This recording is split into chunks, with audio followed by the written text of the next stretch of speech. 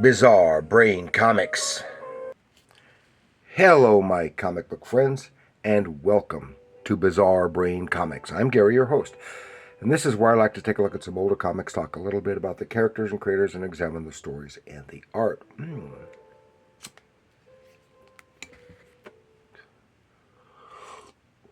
So this time, I want to take a look at William Shatner's Tech World, number 4 from Epic Marvel in 1992. It's written by Ron Goulart with art by Lee Sullivan. Or was that Les Sullivan? Lee Sullivan. Okay, I couldn't read my own handwriting. And Tech World is a science fiction comic book series published by Epic Marvel Comics from 92 to 95, based on the series of Tech War novels by actor William Shatner, and the TV series then in production.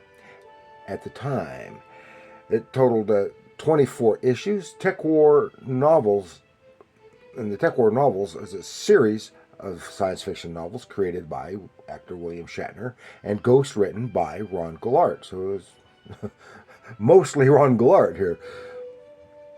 The publication of those books began in '89, totaling in 9 novels in the series. Again, the TV series started with 4 TV movies in '94, and then the regular weekly series ran for 18 episodes from '94 to '96, starring Greg Evigan and William Shatner. And the whole series was, and I heard Shatner himself say something along these lines, that it's largely a mashup between Star Trek and T.J. Hooker.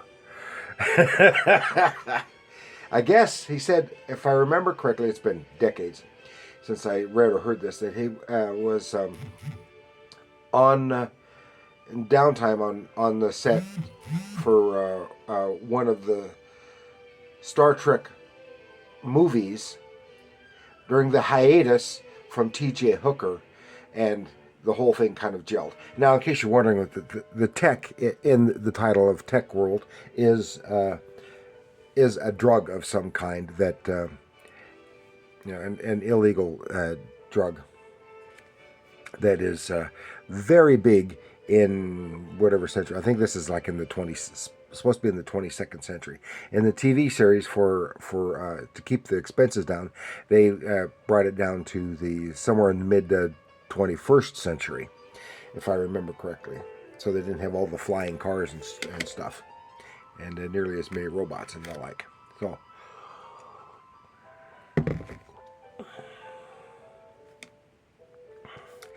But that's it. Here we have William Shatner's Tech World, introducing War Bride. Yeah, that's War Bride. Her kiss will kill you. Yeah. Now, of course, in the comic, they make the main character, who is named Jake Cardigan, the main character, make him look like Shatner from about 1980, and but Greg Evigan played him in the TV series, and he bears a slight resemblance to young Shatner as well. And if I remember correctly, because it's been decades since I've seen any of these, that singer Sheena Easton played War Bride.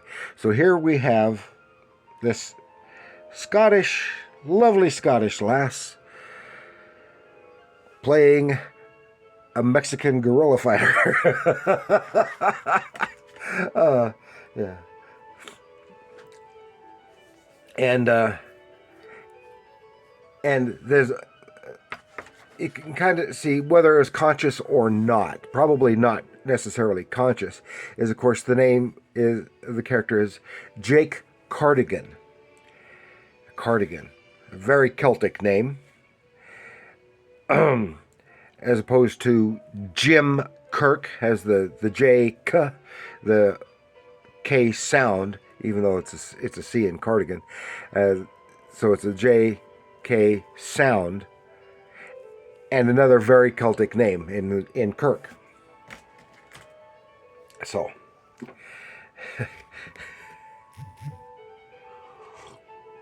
I don't know.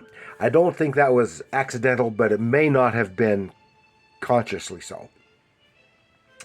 So, we have it has some nice artwork in here, in this, and I drew it. I never read the novels. I read a few of the issues of the comic. I think I have one or two others somewhere, but I had others at the time, and I listened to 2 or 3 of the audio versions of the books read by William Shatner. So I am, even though it's been decades, I am not entirely unfamiliar with this. Okay, and it's issue 4. Now this is adapting the novels. Actually adapting the novels, which is probably easy for Ron Goulart since he basically wrote them. As I understand it, Shatner had the basic, come up with the characters and basic plot, and then Ron Goulart wrote it and filled it all in. So here it's right in the middle. He's Cardigan. Jake is getting zapped by War Bride. She has, as you see here, she has a prosthetic, an artificial arm, and it is loaded with weapons, as well as having superhuman strength. So he's someplace in Mexico, and he's zapped.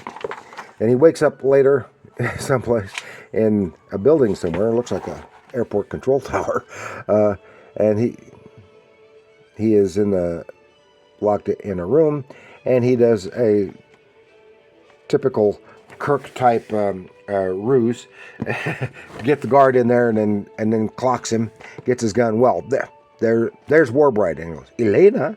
Yes, it seems that Jake Cardigan and War Bride Elena have a past together. And I did forget to mention that he is actually an investigator, basically a private investigator, recently released from prison. He's a former cop, and he had been, I've forgotten the circumstances, but he had been framed for the crime that he was convicted on. I don't remember what it was. And he is now on, so here comes, well, he's holding a gun on Elena. She comes up and lays a big, wet, juicy one on him, on his lips. And then she takes the gun away from him. Anyway, and then she's asking what he's doing here. He is said his on a assignment to find a what's his name? It doesn't matter. A specific doctor and his daughter Beth, who apparently crashed somewhere in this Mexican jungle area, and his client and person with him is a robotic version that the doctor had made of his daughter Beth. So I just call her Robo-Beth. Or either that or Bethbot. Yeah, I like Bethbot. And so she is there with him in Mexico. But here, talking about with Elena, and asking, because he interfered with a punishment of one of a traitorous, a colleague of hers. And says, no, because they're definitely against the tech trade and the tech lords. Just think of the drug cartels. That's it. And but it turns out this guy she was punishing, about to kill, who was the traitor, wasn't really a traitor. He was framed, and one of her other colleagues said is Vargas, her and another associate of hers. She goes in, and eventually he admits that it was him. She beats the crap out of him, gets information from him, and then zaps him, kills him, because she is not a woman you want to get on the bad side of. But they let Jake go because he was out trying to find where the plane had crashed when he got sucked into all this. And Beth Bot takes him back to their hotel in Acapulco. Yada, yada, yada. He contacts a contact in the police force, a former partner of his in the police force up in L.A., and he gets word that his ex-wife is looking for him down there, and leads him on to needs to talk to with an informant of theirs by the name of Faximo, and that will lead him on because it's all this is tied in with the tech trade, a tech lord by the name of Sonny Hokori, etc. So he's got to go meet that Faximo fella, and Beth Bot lays a wet, sloppy one on him. Sounds like Kirk. Everybody wants to kiss Kirk. So everyone wants to kiss Jake Cardigan. And so he goes, meets up with the informant. It also has something about Bennett Sands, who is another questionable character, and his ex-wife's lover. My gosh. And so he is... So he sets up another meeting for later that night. On his way out, a couple of goons approach him. He clocks him, takes off, but he gets zapped by whether he's a robot or a cyborg, I'm not sure. But he gets zapped and hauled off, and it turns out it's his ex-wife, and she says, "You idiots, you weren't supposed to hurt him." And it was Kate. So it was Dan. Okay, Dan is their son. Said, "Oh, he's in school. He's in a private school someplace now." And she is living with Bennett Sands, who is involved in this tech stuff, and right there with Sonny Hokari. And so, okay, and it still is not clear just why she wanted the meeting, but she did. And then he goes back to his hotel, waiting for the time for the later meetup he's supposed to go to, and this time he brings Beth Bot with him, which is a good thing, really. And so they're supposed to meet, and then, hey, look ahead, it's Dan. It's his son Dan. He goes, "Dad, I skipped school. I wanted to see you." He runs towards him, and Jake runs towards him, and while Beth Bot is saying, "Stop, hold it, this isn't right, don't go near him," and she grabs the kid and go leaping over the side of the walkway.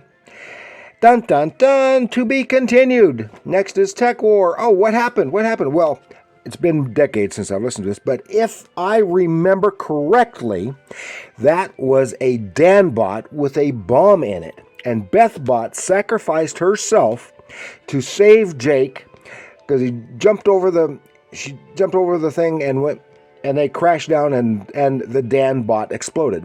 Don't hold me to it. I may be misremembering, but that is the way I remember it. It has been probably about 30 years since I listened to the audio book of it. So it was never spectacular. It had some really nice artwork. I think it was well written, of course, but it just was not overly thrilling. That's why I only listened to a couple of the audiobooks. I wasn't interested in reading them. And I read a few of that. I watched a few of the TV episodes and the TV movies. And I only read a few issues of the book. It's not bad. It's just not gripping. And nothing that made me want to follow it. But it's a nice bit of science fiction / comic book history. So I want to thank you for joining me. Please like, share, and subscribe. You know someone who is a Shatner fan, who is a Star Trek fan. Maybe they've liked Shatner's novels. Maybe they didn't like Shatner's novels. Maybe you want to share this with them.